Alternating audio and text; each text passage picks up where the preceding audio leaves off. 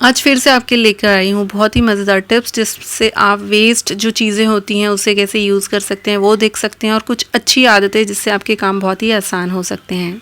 तो मेरी पहली टिप है फॉइल पेपर को लेकर। अगर आप चाहें तो फॉइल पेपर को रीयूज़ भी कर सकते हैं, धो के वगैरह उसे सुखा सकते हैं। यहाँ पे जो बचा हुआ फॉइल पेपर होता है रोटी वगैरह का, उसे मैं क्या करती हूँ, इस तरीके से रख लेती हूँ और फिर उसे इस तरीके से अंगूठी के ऊपर लपेट देती हूँ। आपने देखा होगा जब भी हम कोई सब्ज़ी वगैरह काटते हैं, प्याज काटते हैं, तो जो छुरी के निशान हैं वो लग जाते हैं हमारी उंगलियों पे, जिसकी वजह से बहुत अजीब से दाग पड़ जाते हैं। तो उनसे बचने के लिए मैं ये फॉइल पेपर यूज़ करती हूँ। इससे बहुत ही आसानी से चीज़ें कट भी जाती हैं और मेरा हाथ बिल्कुल नहीं कटता।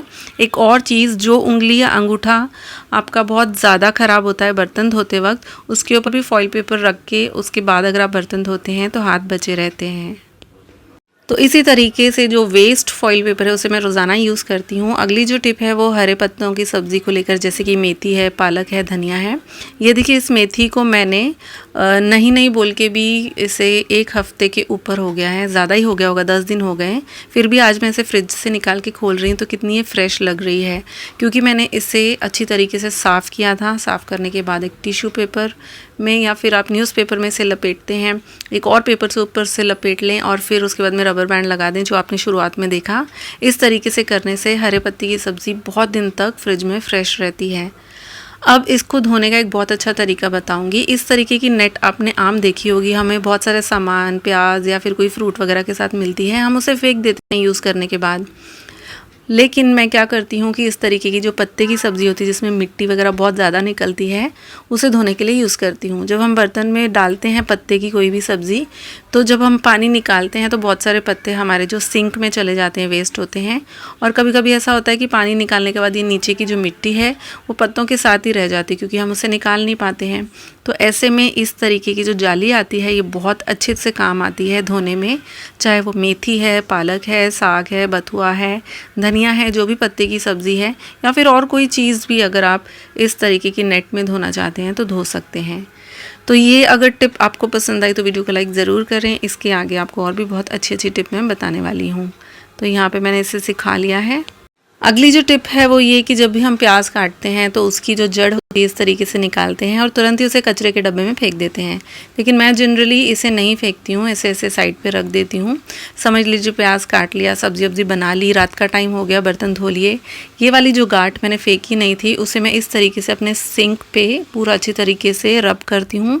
और उसके बाद में इस गांठ को जो सिंक के अंदर का होल होता है उसमें रख देती हूँ।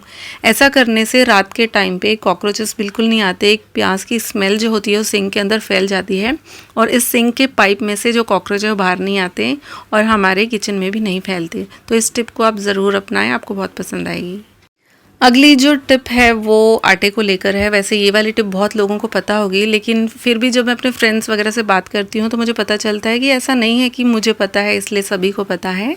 जब भी हम आटा गूंथते हैं तो आटा गूंथने के बाद तुरंत उसके ऊपर मैं बहुत सारा तेल लगा देती हूँ इस तरीके से, और फिर जिस भी कंटेनर में मुझे इसे स्टोर करना है उसके ऊपर भी थोड़ा सा तेल लगाती हूँ और फिर इसे स्टोर करती हूँ एयर टाइट कंटेनर में। ऐसा करने से अगर आटा 2 दिन में ख़राब होता है तो 4 दिन में ख़राब नहीं होगा, मतलब डबल टाइम तक आटा जो है सस्टेन रहता है, उसके ऊपर कोई पपड़ी नहीं बैठती, रोटियां अच्छी बनती हैं।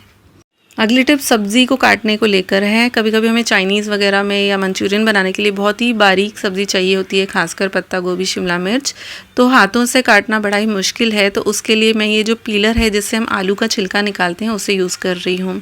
ऐसा करने से मेरा काम जल्दी हो जाता है और ज़्यादा से ज़्यादा बारीक सब्ज़ी मैं काट सकती हूँ। इसी पीलर को यूज़ करके आप आलू के चिप्स भी बना सकते हैं, अगर आपके पास चिप्स बनाने वाला अलग से चॉपर नहीं है। इसी से आप शिमला मिर्च को लंबा लंबा काट सकते हैं। इतना ही नहीं कि अगर आप प्याज के लंबे लंबे लच्छे चाहते हैं तो इस आलू के पीलर से बहुत ही आसानी से आप निकाल सकते हैं। तो इस टिप को यूज़ करें और जो कोई भी एक्स्ट्रा आपको चॉपर लाने की ज़रूरत नहीं है, आप बहुत ही आसानी से इस तरीके से सब्जियों को बारीक काट सकते हैं। अगर आपको मेरे टिप्स पसंद आए तो वीडियो को लाइक करें, चैनल पर पहली बार हैं तो सब्सक्राइब करके बेल आइकन ज़रूर दबाएँ।